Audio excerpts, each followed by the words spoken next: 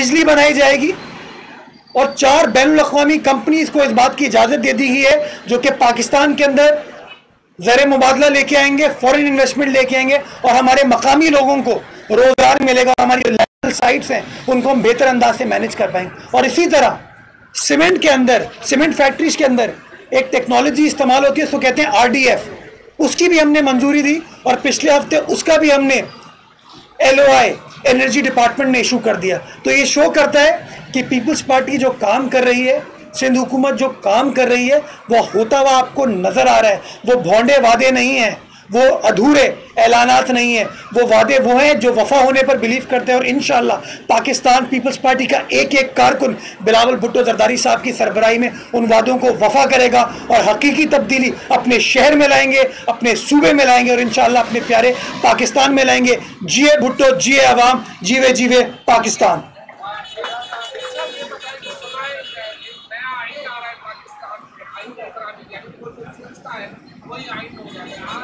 आपसे पहले कोई वज़ीर दाखिला ने कोई नए आइन की तशरीह की है, लिहाजा मैं एक बार के बाद ये वज़ीर आज़म जब तक मर्ज़ के वहाँ रह जाएगा। अच्छा, मैंने हमेशा कहा है कि पाकिस्तान तहरीक इंसाफ इनका नाम नहीं है, पाकिस्तान तहरीक इमरान है। इसी तरह पाकिस्तान तहरीक इमरान के लिए आईन पाकिस्तान कुछ नहीं है, आईन इमरान सब कुछ होता है। और इनकी माशाल्लाह जो समझ बूझ है आईन के बारे में वो कल आपको नज़र आ गई जब पंजाब के वज़ीर आला ने अपना इस्तीफ़ा आईनी एतबार से गवर्नर को पेश नहीं किया, वज़ीर आज़म को पेश किया और माशाल्लाह गवर्नर ने उस इस्तीफ़े को कबूल भी कर लिया। हालांकि उनको भेजा नहीं गया, उनको लिखा नहीं गया, लिखा वज़ीर आज़म को गया है, लेकिन फिर भी गवर्नर साहब ने उसको कबूल कर लिया। तो आइन की इनको समझ बूझ बदकिस्मती के साथ नहीं है। तो शेख रशीद साहब ने जो आज मंतक दी है ये भी गलत है। और मैं बताना चाहूँगा अगर आइन का आप मुताला करें तो आइन बड़ा वाज़ेह अंदाज में कहता है कि अगर वज़ीर आज़म पाकिस्तान इस्तीफ़ा देता है तो जब तक नया वज़ीर आज़म मुंतखब नहीं होता तो उमूर मुमलिकत किसी को तो चलाने हैं। तो चूंकि वो इस्तीफ़ा देता है तो सदर मुमलिकत उसको कह सकता है कि जब तक नया वज़ीर आज़म इलेक्ट नहीं होता तब तक आप अपनी हुकूमत या बहसत वज़ीर आज़म कंटिन्यू कर लें। लेकिन आर्टिकल 95 जो कि इस्तीफ़े की बात नहीं करता, वो वोट ऑफ नो कॉन्फिडेंस की बात करता है। यानी कि जब कौमी असेंबली की मेजॉरिटी करारदाद मेजॉरिटी से पास करती है कि हम इमरान खान साहब को अपना वज़ीर आज़म के तौर पर नहीं देखना चाहते और हम उनको रिजेक्ट करते हैं, उनको हटाएं, तो आइन बड़ा वाज़ेह अंदाज में कहता है कि जिस दिन वोट ऑफ नो कॉन्फिडेंस मंजूर होगी prime minister shall cease to hold office. यानी कि जिस दिन करारदाद मंजूर हो गई उस दिन के बाद से, उस वक्त के बाद से वज़ीर आज़म नहीं रह सकता। सदर मुमलिकत के लिए ये लाजिम है कि फौरी तौर पर वो इजलास बुलाएं और नया कायदे-ए-अवान मुंतखब करने का इख्तियार जो कि असम्बली के मेम्बरान को है, उस इख्तियार को इनको इस्तेमाल करने की इजाज़त दे ताकि फौरी तौर पर वज़ीर आज़म मुंतखब हो सकता है। मैं तो ये समझता हूँ कल 11 बजे इजलास है, 11 बजे इजलास हो, इंशाअल्लाह वोट ऑफ नो कॉन्फिडेंस कामयाब होगी। आधे पौन घंटे के अंदर 2 घंटे के इल्तवा के बाद नया सेशन कन्वीन करें और नया कायदे-ए-अवान कौमी असम्बली मुंतखब कर लेगी। तो ये लोग जो सोच रहे हैं कि वोट ऑफ नो कॉन्फिडेंस कामयाब होने के बाद भी इमरान खान इस ओहदे पर रहेगा, वो कहते हैं ना उर्दू में खलील खान फाख्ता उड़ाते थे, तो ये छोड़ दीजिए इनको। ये वही लोग हैं जो कल तक कह रहे थे कि ऑपोजिशन हार जाएगी, अब कह रहे हैं कि नहीं ऑपोजिशन जीत भी जाएगी। तो सदर मुमलिकत जो है ना आइन की पामाली करेगा और वज़ीर आज़म को कहेगा कि तुम कंटिन्यू करो। मेरा कहना यह है कि इंशाअल्लाह कल 11 बजे सेशन स्टार्ट होगा, उसके बाद इमरान खान जब वज़ीर आज़म नहीं रहेगा तो उस आदमी को कैसे सदर मुमलिकत कह सकता है कि तुम बहसत वज़ीर आज़म कंटिन्यू करो। जिस आदमी को कौमी असम्बली इजाज़त नहीं देती उसको सदर मुमलिकत इजाज़त नहीं दे सकता कि तुम वज़ीर आज़म के तौर पर कंटिन्यू कर सको। मैं समझता हूँ लाजिम है ये कि कल ही इजलास मुनक्किद हो और नए कायदे-ए-अवान को मुंतखब करके पाकिस्तान को जमहूरी तकाज़ों के मुताबिक और आइनी कानूनी तकाज़ों के मुताबिक चलाया जाए। कल चले जाएगा इंशाअल्लाह।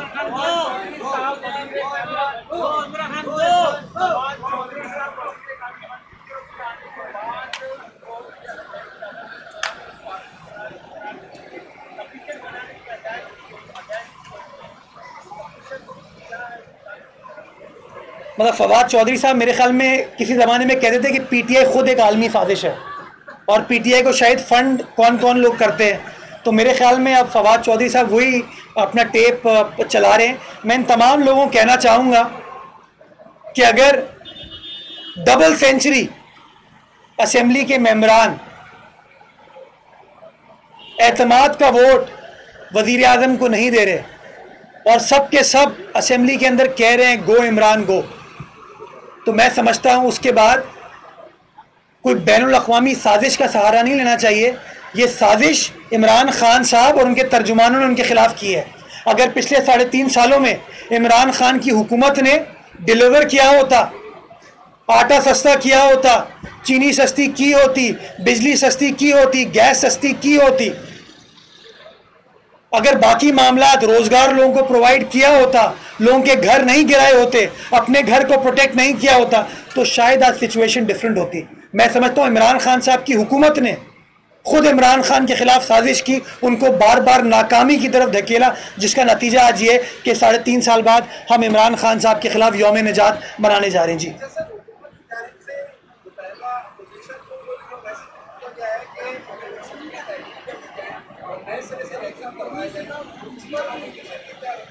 देखिए, आईनी कानूनी एतबार से जब vote of no confidence assembly में पेश कर दी जाती है, उसके बाद असेंबली को नहीं तोड़ा जा सकता।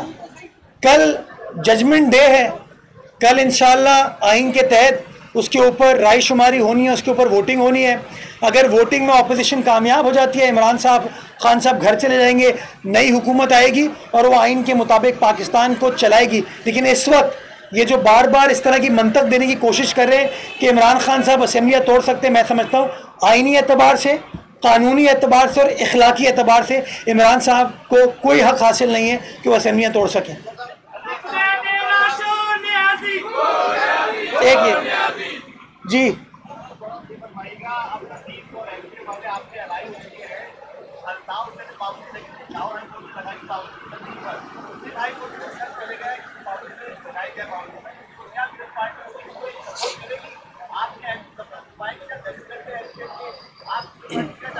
अच्छा, मैं जब नफासत की बात करता हूँ तो मैं कहता हूँ मिनासुल कौम, नफासत हर किसी के अंदर होती है। मैं मौका देखकर किसी को नफीस डिक्लेयर नहीं करता। मैं इमरान खान साहब या इमरान खान साहब का साथी नहीं हूँ। मैंने हमेशा ये कहा है कि इंसान जब बात करते हैं, बिलखुसूस सियासी लीडरान जब बात करते हैं, तो अगर इज़्ज़त व एहतराम के दायरे में बात करेंगे तो फिर इस तरह की बातें करके पशेमानी नहीं होती। क्योंकि इमरान खान साहब अब कुछ दिन बाद इन्हीं नफीस लोगों के बारे में क्या कहेंगे या उनके इत्तेहादियों के बारे में क्या कहेंगे, वो आप सबको पता है। लेकिन मैं समझता हूँ कि किसी सियासी जमात का अगर ताल्लुक़ होना चाहिए तो कानून के साथ होना चाहिए, आइन के साथ होना चाहिए, आवाम की खिदमत के साथ होना चाहिए और किसी गैर कानूनी अमल के साथ नहीं होना चाहिए। मैं बैसियत सियासी कारकुन कन्विंस्ड हूँ कि हमें किसी गैर कानूनी चीज़ को सपोर्ट नहीं करनी चाहिए। अगर कोई शख्स दहशत गर्दी में मुलव्वस है, किसी गलत काम में मुलव्वस है, ना मैंने माजी में उसका साथ दिया, ना मैं आज साथ दे रहा हूँ, ना मैं कल साथ दूंगा। लेकिन जो लोग आवाम की खिदमत पे बिलीव करते हैं, आवाम के मसाइल को हल करने पर संजीदगी के साथ काम करने पर बिलीव करते हैं, मुझे उसके अंदर कोई एतराज़ नहीं है। मैं समझता हूँ पैरामाउंट ड्यूटी हम सब की ये है, अव्वलीन तरजीह ये होनी चाहिए कि हमें आवाम के मसाइल हल करने के लिए अपना अपना किरदार अदा करना है। ये करके आप क्या